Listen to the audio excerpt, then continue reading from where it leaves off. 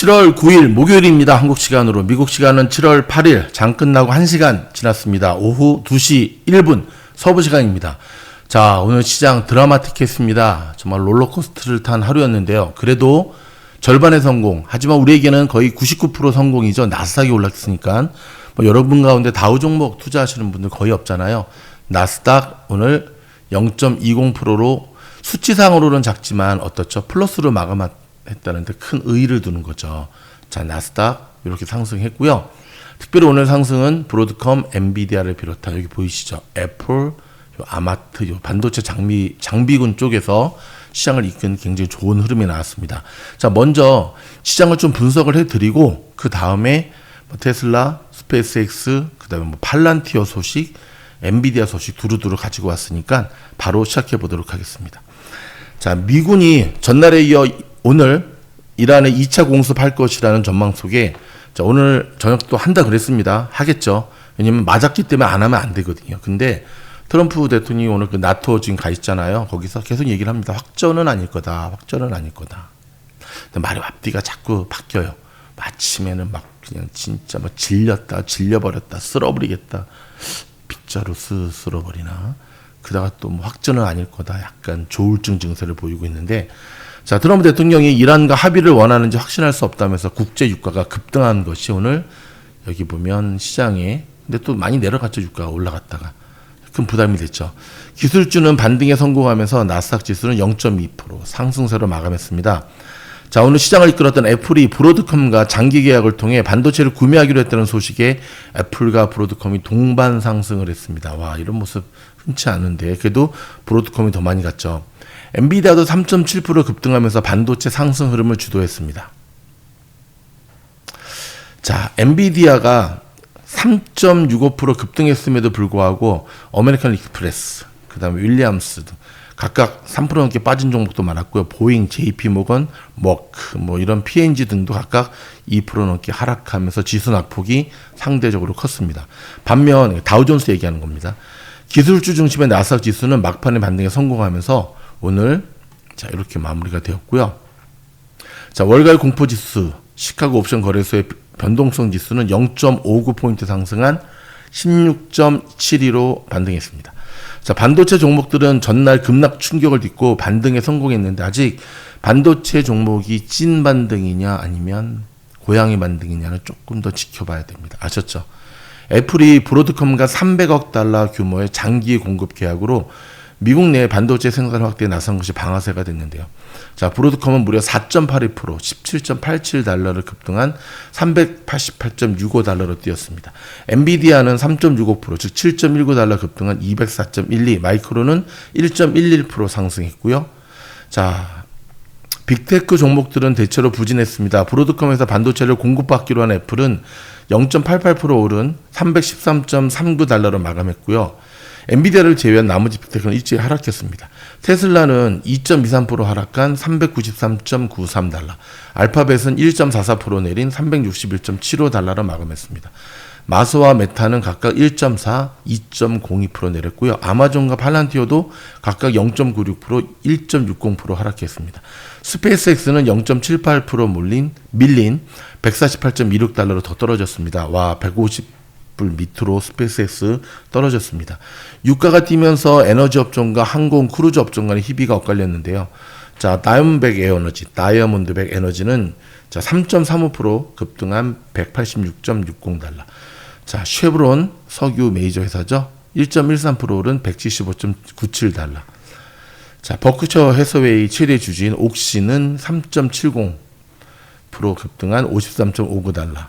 유나이티드 에어라인은 1.63% 하락한 126.22달러. 자, 크루즈 업체 카니발은 3.90% 급락했습니다. 이제 유가가 이제 또 뛰니까 급락할 수밖에 없잖아요. 그렇죠? 이렇게 하락하는 모습을 보여줬는데, 자, 유가가 또 옥시덴탈이나 브로드컴이나 이런 게 또 많이 오르지 못하는 이유 중에 하나가 오늘 시장이 계속 널뛰기 장세였거든요. 확전하겠다고 했다가 아닌 걸로 했다가 하다 보니까 여기 보면 엑선모빌은 급기야 마이너스로 마감되는 모습까지 보여주었습니다. 자, 팔란티어 주주분들 힘내시기 바랍니다. 지금 거의 팔란티어가 여러분 110불 거의 100불 가까이 떨어졌다가 지금 반등하면서 좀 올라오고 있거든요. 자, 좋은 소식도 계속 있습니다. 일단 팔란티어가 트랜스포메이션 월드에서 전략적 파트너십을 발표한 것이 반등 트리거가 되었는데요. 6월 29일 날 엔비디아와 손잡고 정보기관 대상으로 소벌인 AI 환경에서 엔비디아 오픈 모델을 구동하는 인텔리전스 엔진을 제공하기로 한 파트너십도 지속적인 호재로 작용했습니다. 물론 이제 여전히 악재는 있죠. 트럼프 행정부와의 유착이라든지 이민 난속 국방기관, 이스라엘 가자 전쟁 관련 사업 등으로 해서 정치적 스캔들 리스크가 부각된 것. 이게 사실 최근에 팔란티어가 이제 밸류에이션이 높은 거와 함께 하락이 주된 요인이었죠. 그러면서 마이클 버리가 엔스로픽이 팔란티어 점심을 먹고 있다면 팔란티어에 대한 대규모 공매도 베팅을 한 것도 최근 약세 자료로 활용이 되었죠.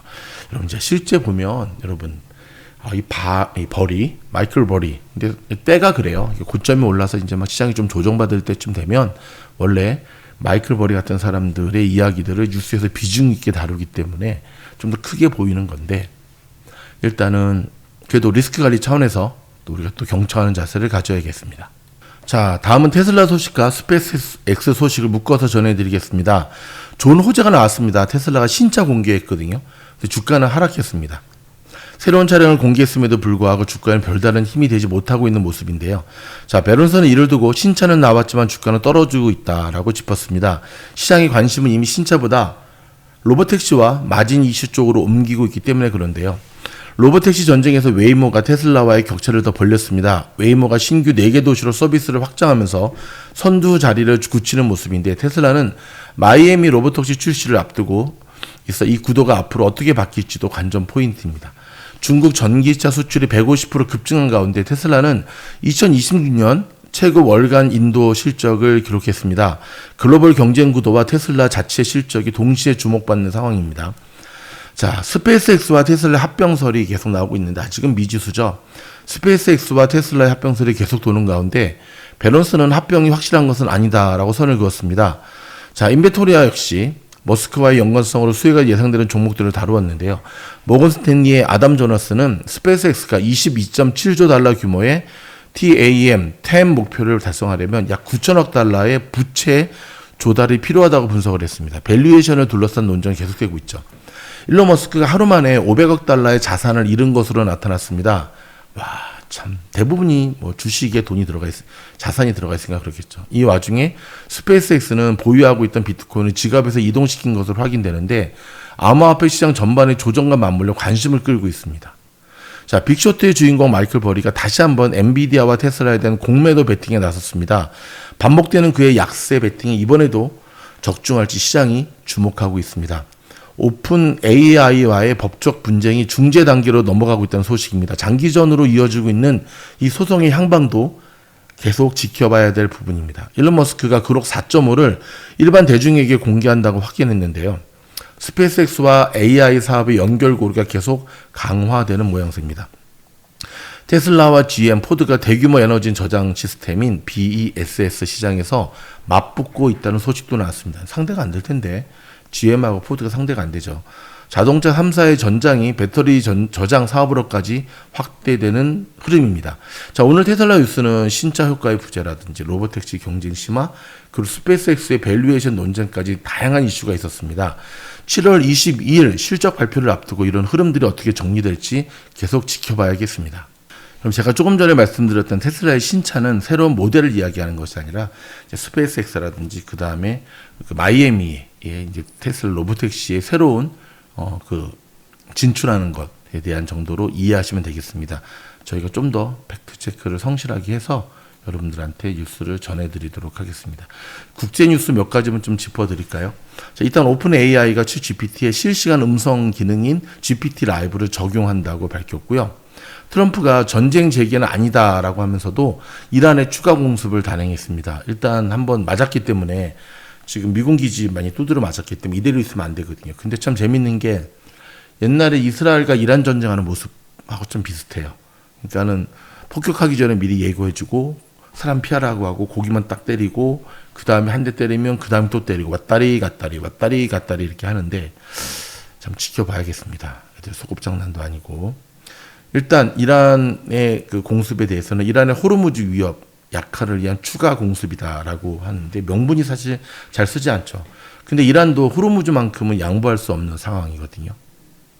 일단 이 부분들 우리가 또 계속해서 지켜보면서 자, 저희 미주노 구독하시게 되면 미국 현지에서 필터링을 거친 신속한 뉴스로 여러분들 투자에 피가 되고 살이 되는 뉴스로 전해드리도록 하겠습니다. 더불어 12기 공부방 학생들 지금 모집을 하고 있습니다. 1차 합격하고 기다리는 학생들 많이 있는데요. 조금만 더 기다려 주시기 바라고요. 그리고 저희 고정 댓글 타고 미주놀 무료 단톡방 생태계방 들어오시게 되면 무료입니다. 주시게 된 또 좋은 정보들 얻을 수가 있습니다. 여러분 저 영상이 도움이 되었다 한다면 좋아요, 구독, 알림 눌러주시고요. 오늘부터 VIP 영상 조금 전에 올라갔습니다. 제가 저의 스윙 트레이딩에 대한 것 여러분과 함께 공유한다 그랬잖아요.